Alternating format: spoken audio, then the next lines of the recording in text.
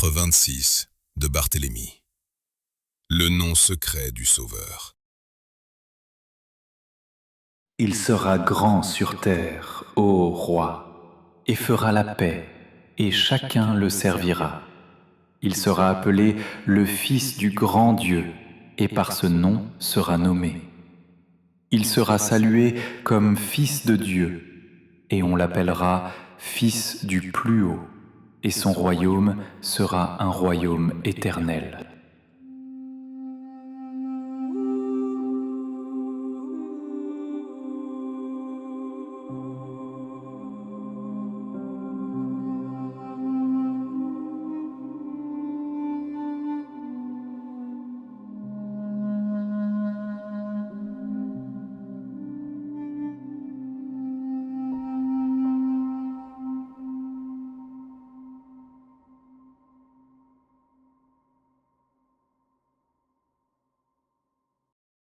Le soleil du midi.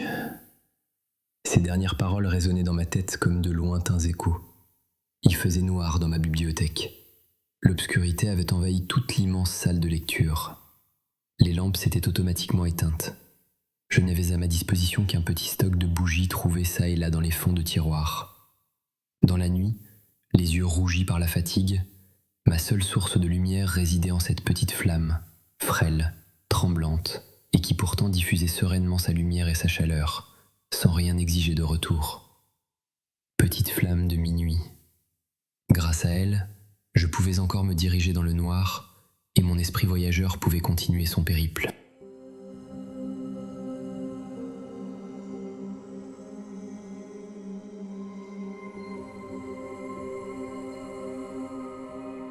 Mes pensées, chercheuses de lettres et de mots, attachées au caractère de l'écrit, aux méandres de l'intellect, tournaient dans l'obscurité en proie au doute.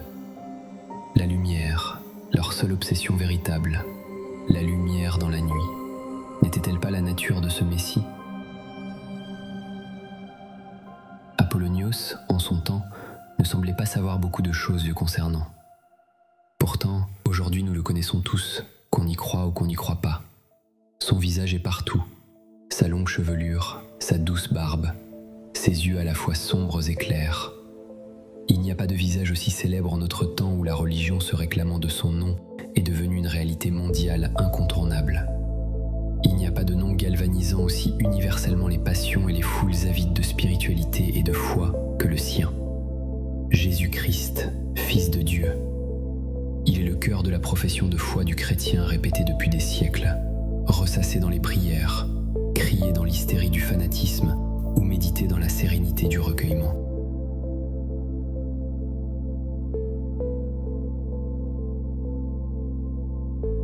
Mais qui est ce Jésus dont la notoriété, s'il faut parler ainsi, fonde une religion entière et non des moindres, le christianisme?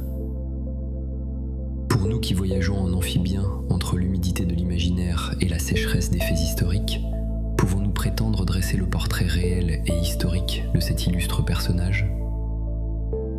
Dépourvu des moyens nécessaires, et parce que je laisse aux historiens chercheurs stricto sensu le soin de le faire, je ne le pense pas. Par contre, si je ne prétends pas présenter le visage du Jésus tel qu'on le connaît aujourd'hui, c'est pour appréhender une autre dimension, celle d'un autre Jésus, un Christ dont la première valeur n'est pas seulement historique, mais relève bien plus de sa dimension spirituelle, précisément dans les eaux où évolue notre esprit voyageur.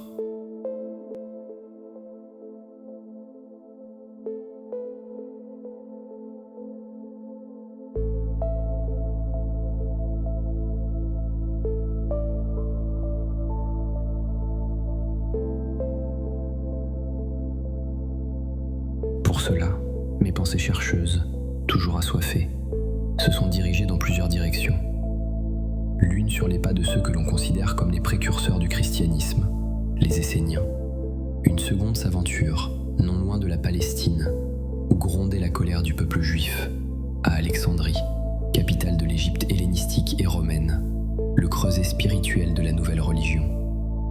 Pourquoi ces voix ? Sans doute parce qu'à l'origine du christianisme, il y a bien sûr un obscur personnage historique dont on ne sait finalement pas grand-chose.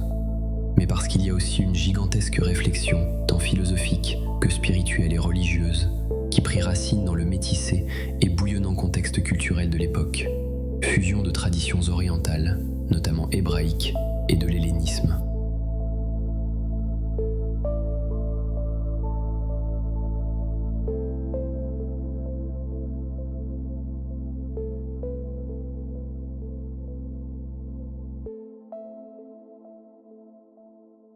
Partons d'abord sur les terres de Judée, en Palestine. Peut-être croiserons-nous Eliensis et Apollonios dans leur pérégrination. En ces temps troublés, nos voyageurs ne purent ignorer les tumultes qui agitaient les provinces orientales de l'Empire. Contrairement à ce que laissa croire la propagande impériale, la Pax Romana ne fut pas incontestée. Beaucoup de communautés refusèrent l'autorité de l'URPS, parmi elles celle des Juifs, dont la révolte allait cristalliser des aspirations bien plus profondes.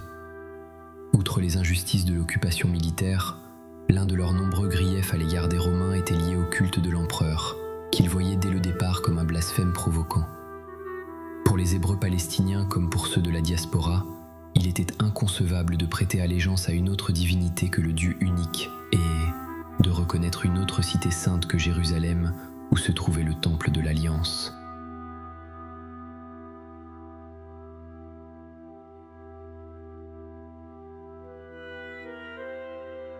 Très vite, les insurrections éclatèrent en Palestine et les autorités romaines durent faire face à une guérilla qui ne faiblit pas tout au long du 1er siècle après Jésus-Christ.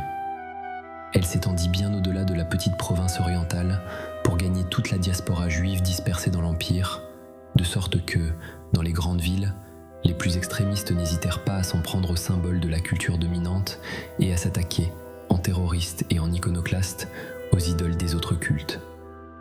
Inévitablement, l'intolérance des plus fanatiques provoqua la méfiance et même les premières persécutions qui enflammèrent les provinces orientales de l'Empire.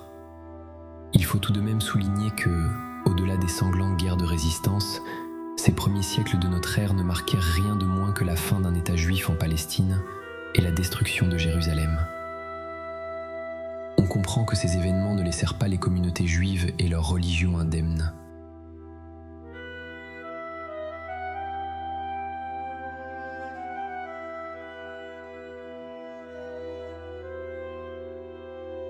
Le judaïsme subit des transformations considérables. Ces bouleversements firent éclater les communautés religieuses en une multitude de dissidences et de sectes contestant la loi de Moïse, qui était jusqu'alors entretenue par le clergé pharisien. Cette révolte permit ainsi à un certain nombre d'entre elles de s'ouvrir largement sur le monde hellénistique. Parmi celles-ci se trouvait la secte des Esséniens. Qui étaient ces sectateurs mystérieux ? Et pourquoi suscitent-ils notre intérêt ? Peut-être parce qu'ils furent les contemporains du Christ, mais aussi parce que leur enseignement spirituel présentait les bases de la spiritualité chrétienne. Installés dans les grottes de Qumran, dans le désert de Judée, dès le IIe siècle avant Jésus-Christ, et délogés par les Romains entre 66 et 70, ils y laissèrent les fameux manuscrits découverts 2000 ans plus tard, en 1947. Des témoins antiques, tels que Flavius Joseph et Philon d'Alexandrie, désignés par Essénoï, la dissidence juive hostile aux deux sectes dominantes de Judée et de la diaspora, le sadducéisme et le pharisaïsme. Eux-mêmes se désignaient comme les hommes de la communauté, les fils du juste ou du maître de justice, leur guide. Certains les rapprochèrent d'une autre secte juive, les thérapeutes. Ils se dirent aussi, de manière plus significative encore, les hommes de la nouvelle alliance avec Dieu, initiés par leur guide, le Messie de l'Esprit. Car la parole de Dieu s'était tue dans le monde, et la tradition hébraïque qui était censée encore l'entretenir dans les livres saints n'était, selon les Esséniens, même plus comprise par ses dépositaires, les pharisiens. Ces derniers, accusés de trahison avec l'ennemi grec puis romain, n'étaient plus que des prêtres impies. Ils n'avaient pas hésité à faire crucifier leur Messie. D'ailleurs, les Esséniens interprétèrent la victoire des armées de Pompée en Palestine comme le signe de la justice divine infligée aux pharisiens et sadducéens coupables de traîtrise et de compromission. Pourtant, même si les groupements esséniens furent démantelés par les mêmes Romains, le mouvement spirituel qui initia la communauté du maître de justice n'en fut pas pour autant stoppé. Il continua à fournir les armes doctrinales aux résistants zélotes et certains d'entre eux participèrent à la longue et pénible guérilla anti-romaine. Plus encore, avec la destruction de Jérusalem et du temple de Salomon, dont il ne reste plus aujourd'hui que le mur des lamentations, de nombreux mouvements en contours flous mais largement inspirés des Esséniens se montrèrent au grand jour, attendant le retour imminent de leur Kyrios. Pour les Grecs, il ne pouvait s'agir que de messianistes illuminés ou christianoi. Ce que l'on sait des doctrines et des rituels esséniens réside dans les manuscrits de Qumran. On y retrouve quasiment tout l'Ancien Testament, accompagné de commentaires, de notes, ainsi que des compositions plus originales et intrigantes. Mais l'intérêt majeur réside sans doute dans le fait qu'on y trouve les principales idées fondatrices du christianisme. La circoncision du cœur plutôt qu'une circoncision charnelle, une idée importante pour saint Paul. L'attente du retour du Messie, la vie en assemblée, en grec ecclésia, des églises. Ils furent les premiers à donner au rituel de purification qu'était le baptême une valeur véritable d'engagement et de renaissance spirituelle qui, depuis lors, n'a jamais cessé d'être l'initiation chrétienne par excellence. Ils observaient aussi la chasteté. Ils n'avaient aucune femme. Ils pratiquaient la bénédiction du pain et du vin. Ils s'interdisaient toute nourriture animale, sauf le poisson. Tout cela était identique aux pratiques chrétiennes de l'Antiquité. Même l'image de leur maître spirituel, qui portait le nom énigmatique de Fils de l'homme, n'est pas sans faire penser au Christ. Appelé maître de justice, il était venu, et il devait revenir sous les traits d'un autre Messie. C'était lui, estimait-il, le Seigneur, Kyrios, choisi par Dieu pour révéler la nouvelle alliance, en latin Novum Testamentum. Un texte des grottes de Qumran livra ces propos révélateurs qui suscitèrent les débats parmi les spécialistes. Il sera appelé le Grand et sera désigné par son nom. Il sera appelé Fils de Dieu. Ils l'appelleront Fils du Très-Haut. Mais comme les météores que tu aperçus dans ta vision, tel sera leur royaume. Ils ne régneront qu'un petit nombre d'années sur le pays, tandis que les peuples piétineront les peuples, et que les nations piétineront les nations. Jusqu'à ce que le peuple de Dieu se lève, alors tous se reposeront de la guerre. Leur royaume sera un royaume éternel, et toutes leurs voies seront justes. Ils jugeront la terre avec équité, et toutes les nations se soumettront à eux. Le grand Dieu sera leur aide. Lui-même combattra pour eux, livrant les peuples en leur pouvoir, les renversant tous devant eux. Le règne du Seigneur sera un règne éternel. Toutes les abîmes de la terre seront à lui.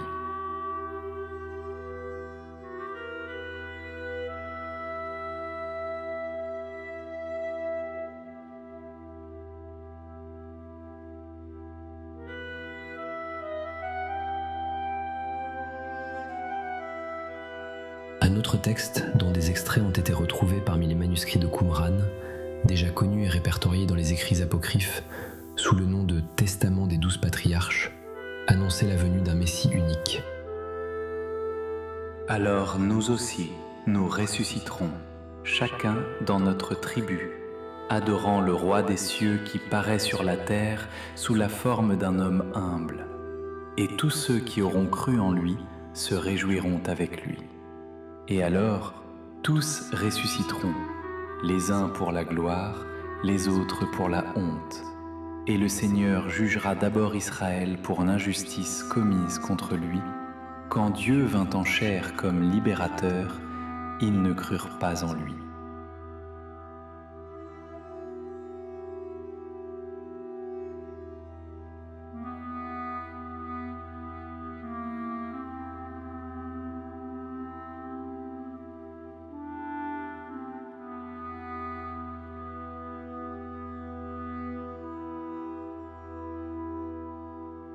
Avec autant de points communs, comment ne pas penser qu'il existait un lien entre le judaïsme et le christianisme que les Esséniens contribuèrent à tisser? Peu de choses semblent manquer pour faire de la secte de la Nouvelle Alliance, l'essénisme, la source directe du christianisme. Néanmoins, certains soulèveront des différences notables entre l'essénisme et le christianisme tel que nous le connaissons aujourd'hui. En effet, la doctrine essénienne marqua de façon nette la dualité des voies entre le ciel et la terre, la lumière et les ténèbres. Mais cette lutte eschatologique fut également fortement développée par le christianisme antique. Les Esséniens attendaient de cette lutte, qui se déroule au cœur de l'être humain, une nouvelle naissance qui serait celle du retour de l'homme en son principe éternel. Pareil à l'arche de Noé traversant les tempêtes du monde, l'Ecclésia devait être le refuge inexpugnable des purs, ceux qui ont choisi la lumière de l'esprit dans cette guerre que leur mènent les forces du mal jusqu'à la fin des temps.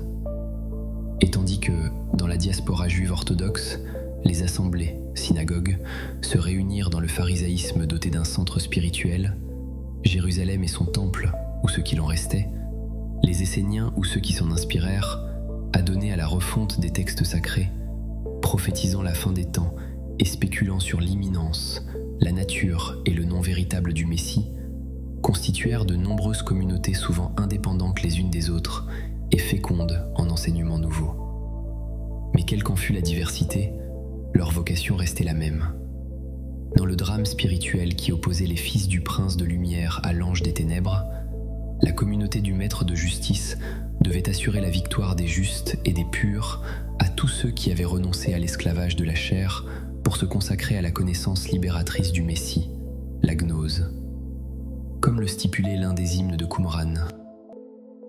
Car tu m'as fait connaître tes mystères merveilleux, et dans ton conseil merveilleux, tu as manifesté ta puissance envers moi, et tu as fait des merveilles à l'égard de beaucoup à cause de ta gloire, et pour faire connaître à tous les vivants tes œuvres puissantes.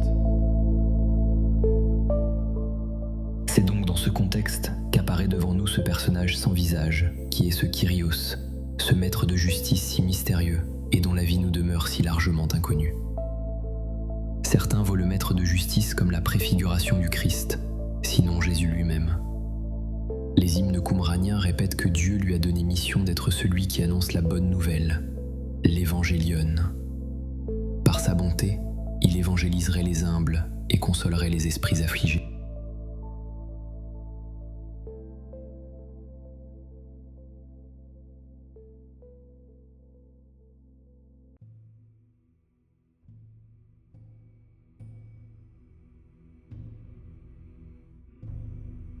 Dans ma sombre bibliothèque, alors que la nuit recouvrait de son drap obscur la face du monde, la faible lueur de ma bougie continuait vaillante à illuminer les bribes d'un savoir que je croyais perdu. Le nom de ce sauveur du peuple d'Israël lui a largement échappé. Cet homme inconnu est devenu bien plus qu'un maître spirituel ou qu'un leader politico-religieux. Son aura dépasse largement ce qu'un homme peut porter sur ses frêles épaules. Il est tout entier dépositaire d'espoir et d'une énergie qui l'ont transformé en une flamme dans la nuit. Une question me vint alors à l'esprit. Le Christ aurait-il donc bien plus de sens selon cette dimension spirituelle ? Cette difficulté d'identifier clairement le Jésus historique n'est-elle pas l'indication qu'il nous faut voir sa nature au-delà de cette dimension somme toute matérielle et matérialiste ? Ne nous faut-il pas plutôt nous orienter vers sa dimension symbolique ? Après tout, que signifie le nom même du Christ, Jésus ? Ne s'agit-il pas d'une destinée en soi ? Dieu a sauvé, sauve et sauvera. Nous revenons ainsi à notre point de départ, à notre question première, vaste question. Absurde pour beaucoup, puisque selon toute vraisemblance, tout le monde sait ou du moins saurait qui est Jésus, fils de Marie et fils de Dieu. Qui ne connaît pas, ne serait-ce qu'une bribe de son histoire ? Pourquoi encore nous interroger ? Mais tout tient-il en ce simple récit qui nous est raconté comme un fait historique, au-delà duquel il n'y aurait rien à chercher ni à comprendre ? Ou, au contraire, le Christ relève-t-il, outre la personnalité officielle que nous lui connaissons, d'une autre nature, bien plus vaste, plus inattendue, et, de façon immédiate, bien peu compréhensible ? Aux réponses toutes faites du dogme, pouvons-nous imaginer en quoi réside la nature de celui qu'aujourd'hui encore des millions d'âmes prient et implorent ? L'image du Christ est loin d'être claire. Entre sa représentation officielle, populaire et éminemment historique, et les controverses des historiens doutant précisément de son historicité, l'identité de Jésus nous échappe. Si nous voulons comprendre quelque chose, ni le dogme clair du catéchisme, ni l'idée que le Christ n'est qu'une invention fallacieuse ne sauraient nous satisfaire. Nous avons par contre le choix de suivre l'esprit voyageur. Au gré de ses pérégrinations philosophiques, celui-ci entend les pères de l'Église, soucieux d'ancrer la religion nouvelle dans une longue tradition spirituelle, affirmer, tel saint Augustin, que la réalité même que l'on appelle aujourd'hui religion chrétienne existait aussi déjà chez les anciens. Elle n'a même jamais fait défaut depuis les commencements de l'humanité, jusqu'à ce que le Christ soit venu dans la chair. C'est depuis que l'on a simplement appelé chrétienne la véritable religion, qui a toujours existé.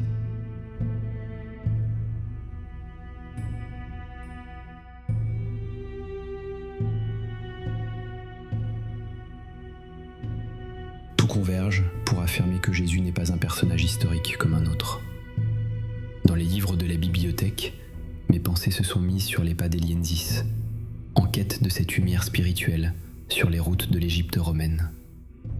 C'est là, sur les bords du Nil et surtout dans la métropole antique d'Alexandrie, que les premières sectes judéo-chrétiennes s'épanouirent en dessinant le visage du Christ spirituel, en faisant de lui le roi de lumière, le sauveur, dans un sens bien plus large que le sauveur du royaume d'Israël.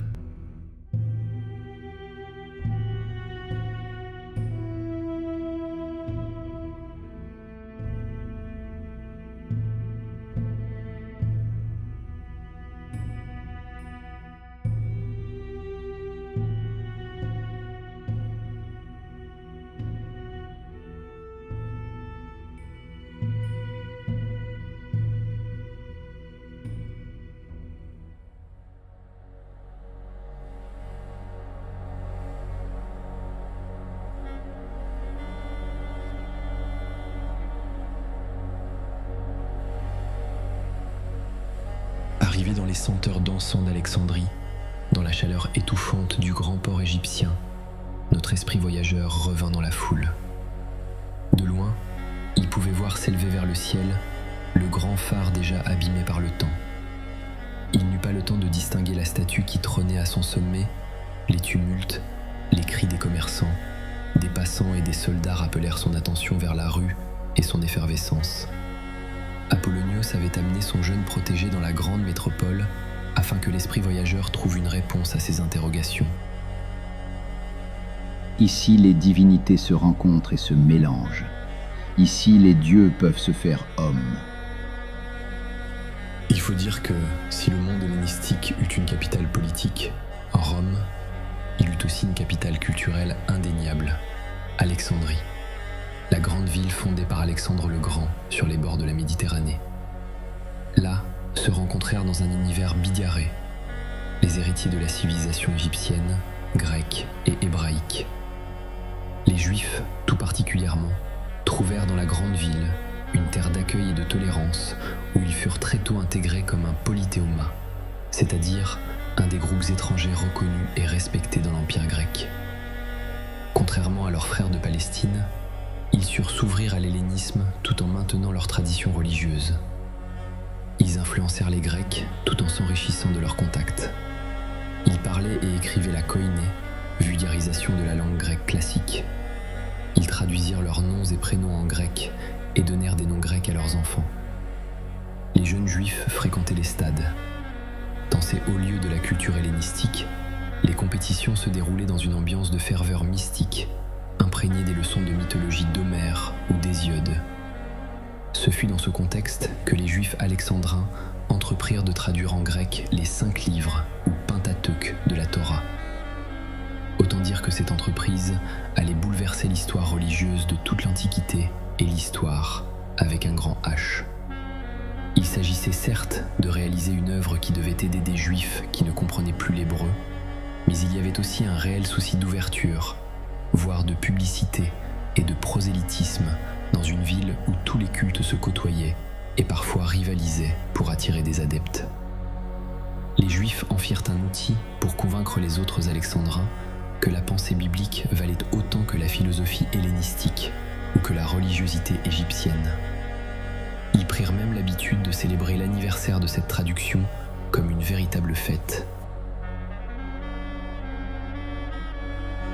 Animé de la ville, Elienzis fut surpris de voir à quel point son guide, Apollonios, y était à l'aise. Nombreux étaient les gens qui s'arrêtaient à son passage, le saluant avec beaucoup de déférence, ou alors avec une sympathie qui n'avait rien de fin. Il ne faisait pas de doute qu'Apollonios y était chez lui. Mais l'endroit vers lequel les deux voyageurs se dirigeaient à marche forcée était sans nul doute le lieu qu'affectionnait le plus le grec. Apollonios montra à Elienzis la grande bibliothèque, alors sur son crépuscule. Combien de fois n'avait-elle pas été menacée, presque détruite, emportant dans les flammes tout le savoir du monde? Elle demeurait cependant l'institution la plus précieuse aux yeux d'Apollonios. Elle se situait en plein centre de la ville grouillante, dans le quartier royal, véritable cœur du célèbre Muséon, ou palais des Muses. Apollonios raconta comment fut construit ce centre unique du savoir, comment Ptolémée Ier Sotère, général d'Alexandre le Grand et premier roi lagide d'Égypte, désira faire de la nouvelle ville le centre du savoir et de la culture, plus brillante encore qu'Athènes. Ptolémée fit constituer un fonds extraordinaire de rouleaux venus de partout dans le monde, exigeant des bateaux faisant escale dans le port que les livres qu'ils contiendraient soient copiés et remis dans la bibliothèque. D'incroyables missions furent également lancées en quête de livres uniques, où qu'ils puissent se trouver.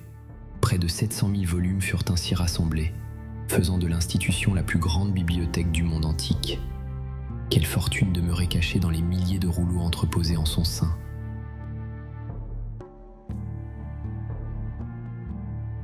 Elienzis, qui y pénétra grâce au droit d'entrée d'Apollonios, fut fasciné par ce qu'il vit. Le Muséon n'était pas seulement une bibliothèque.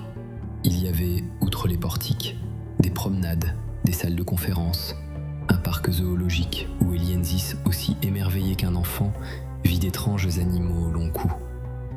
Ils visitèrent les installations spécialisées des astronomes avec leurs étranges modèles en bois de coniques ou des représentations des astres et de leurs orbites.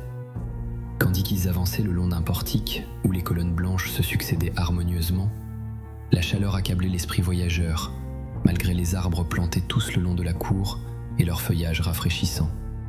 Lorsqu'ils s'assirent sur un banc, à l'ombre d'un arbre aux feuilles tendres, un esclave qui semblait bien connaître Apollonios s'empressa de leur apporter de l'eau et quelques mets. Détendu, à l'heure où le soleil commençait à baisser et la chaleur à s'adoucir, Apollonios précisa qu'une œuvre magistrale était entreposée dans la bibliothèque.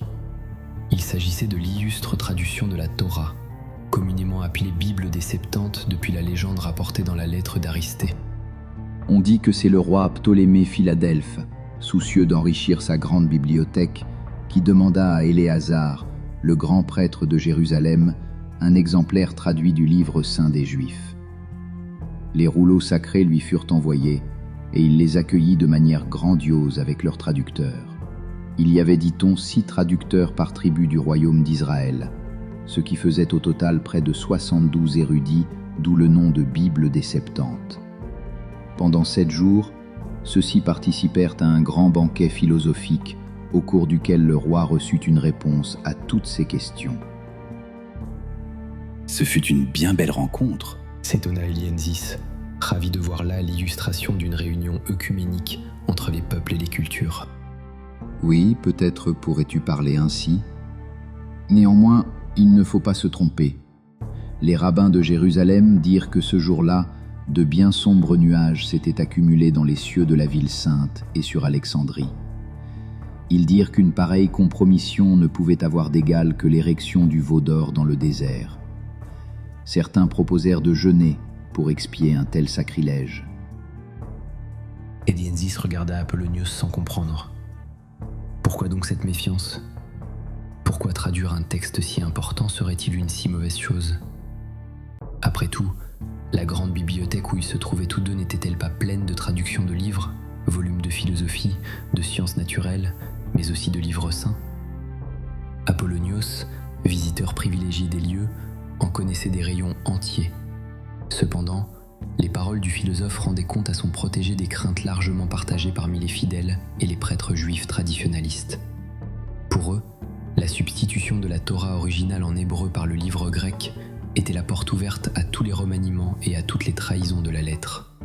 Et de fait, cette traduction fondamentale que la lettre d'Aristée désigna pour la première fois par le terme « He Biblos », la Bible, devint assez rapidement le terreau de la refonte du judaïsme par les juifs alexandrins de culture hellénistique, puis à leur suite, des premières églises chrétiennes qui en firent leur « Ancien Testament ».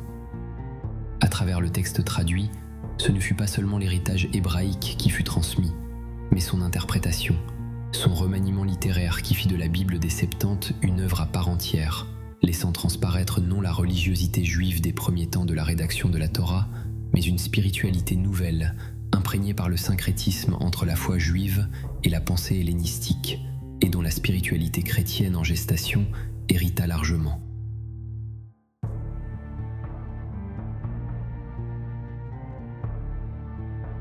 Ce fut donc dans ce creuset culturel, dans cette ville grouillante, où se côtoyait un nombre invraisemblable de sectes, qu'Elienzis et Apollonios rencontrèrent de nombreux adeptes de la foi nouvelle, familles anciennement juives converties, égyptiens, grecs et romains, attirés par ce nouvel universalisme populaire, où, dans les quartiers plus pauvres, des masses d'esclaves ou de misérables, dans l'attente d'une résurrection qui les libérerait de leur infortune terrestre.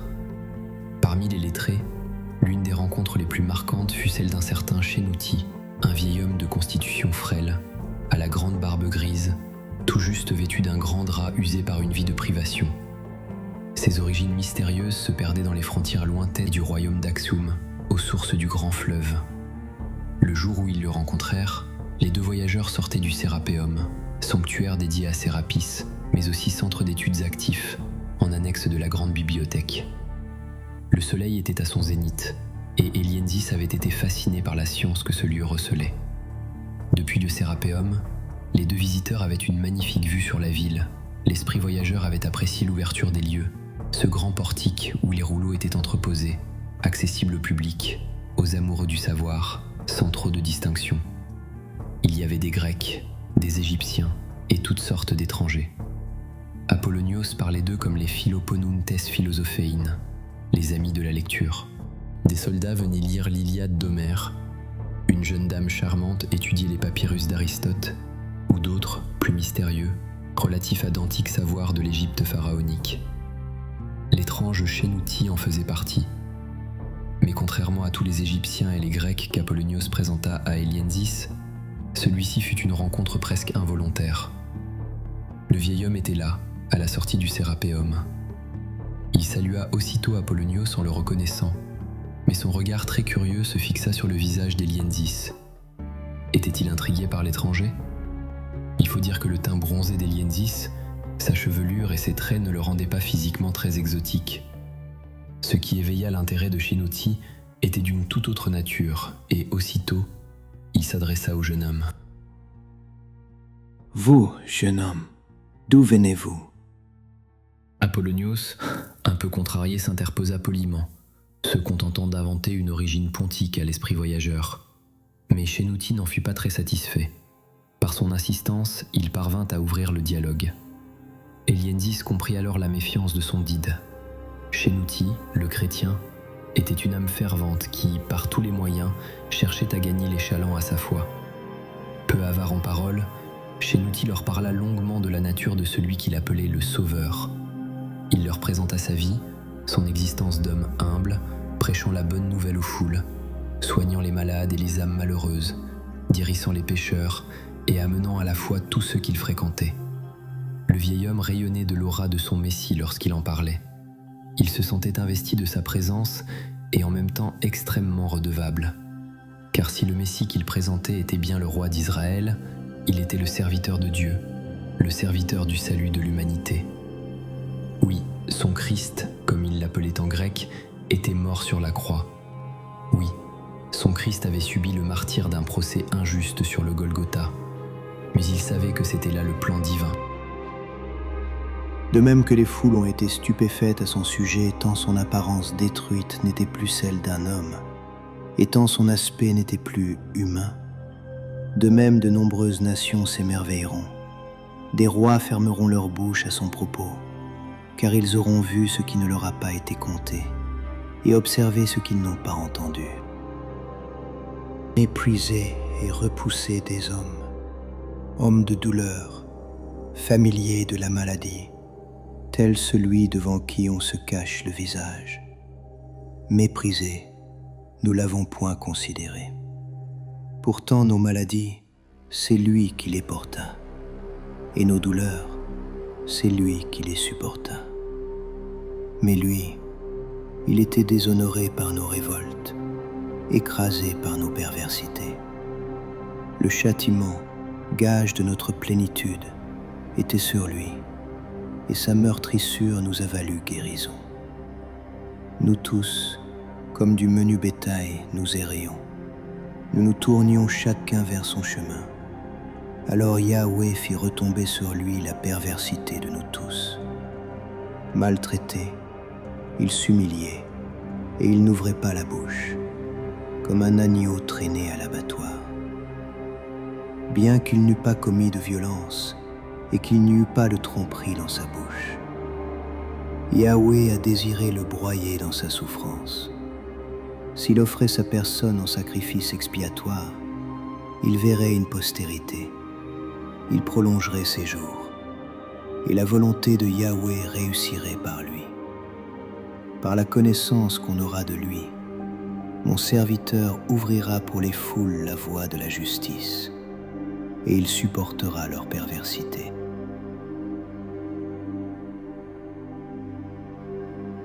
Chenouti reprenait le texte d'Isaïe qui annonçait selon lui la passion du Messie, Jésus de Nazareth.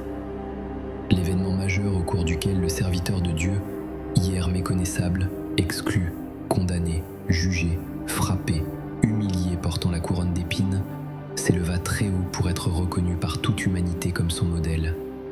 Ceux qui le reconnaîtraient comme tel, ceux qui accepteraient que le Christ a porté sur lui toute l'infamie du monde, pourraient se repentir et pourraient revenir à Dieu, revenir en terre sainte, y ouvrir les yeux des aveugles, libérer les prisonniers, guérir les malades, restaurer le droit divin et vivre selon les saints commandements.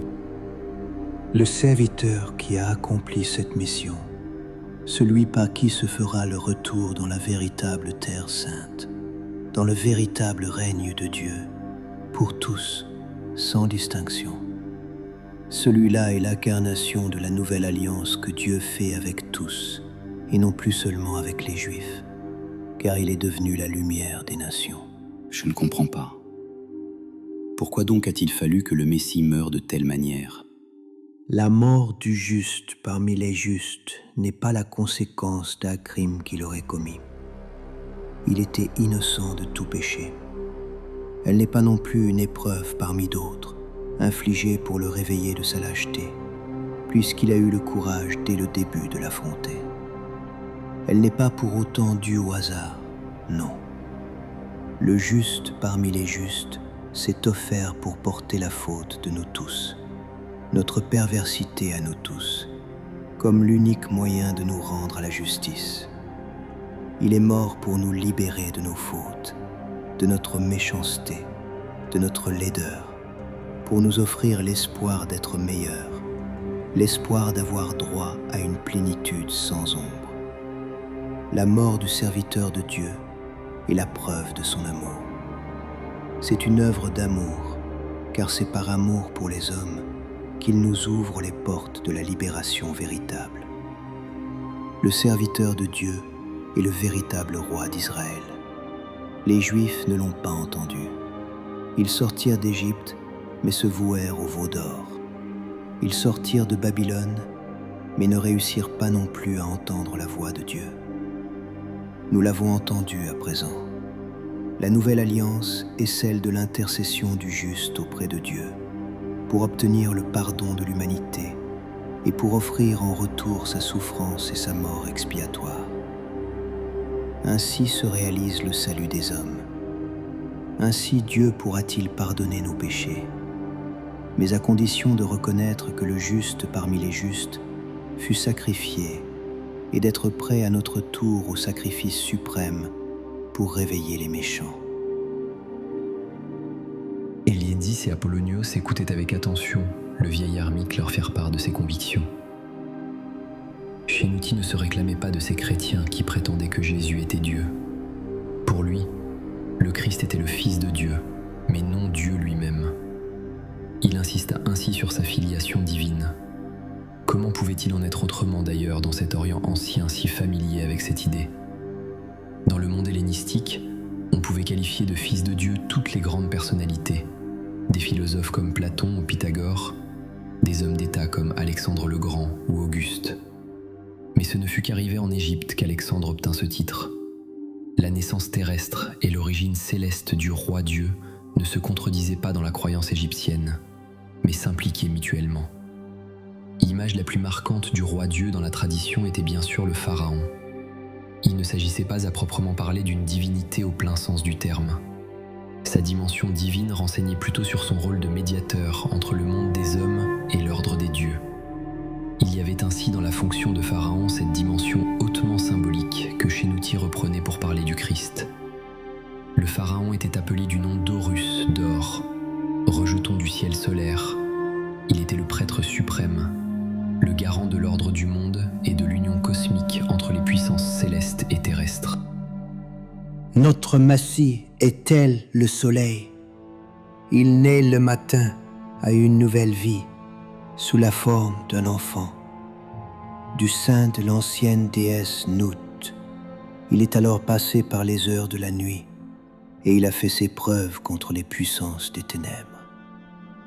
Il est né à une vie nouvelle comme le soleil au matin.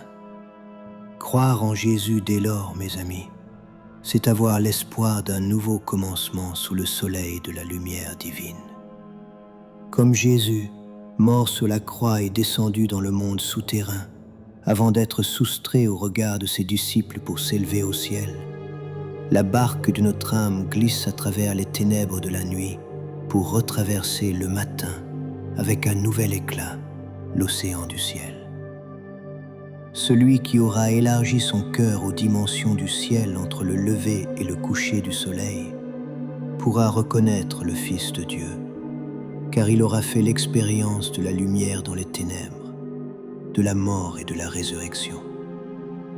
Jésus, notre Sauveur, dispose de ce pouvoir. Nous élargir le cœur, nous faire passer les terreurs, les souffrances et les ténèbres de la nuit de notre existence pour éclairer nos pas vers la résurrection. Lui seul dispose du pouvoir de nous faire passer du désespoir, de la détresse et de la tristesse à la joie de la vie éternelle. C'est ainsi, voyageurs, que vous découvrirez la figure de Jésus comme la chance de naître à nouveau, de mettre fin à une existence terrestre pareille à celle des morts dans les enfers. Alors vous le trouverez sur tes lèvres et sur les lèvres de vos enfants. Lorsque vous organiserez une grande fête et que vous vous réjouirez, vous crierez le nom de Jésus. Lorsque vous éprouverez de l'angoisse ou du chagrin, vous crierez le nom de Jésus. Lorsque des jeunes garçons et des jeunes filles se mettront à rire, ils crieront le nom de Jésus. Ceux qui fuiront devant les guerres, ils crieront le nom de Jésus. Ceux qui souffriront les fers de l'esclavage, ils crieront le nom de Jésus. Et ceux qui seront injustement emmenés en prison, ils crieront le nom de Jésus. Tous ceux qui sont et qui seront victimes de l'injustice de ce monde, ils crieront le nom de Jésus. Oui, à présent, étranger, tu connais son nom.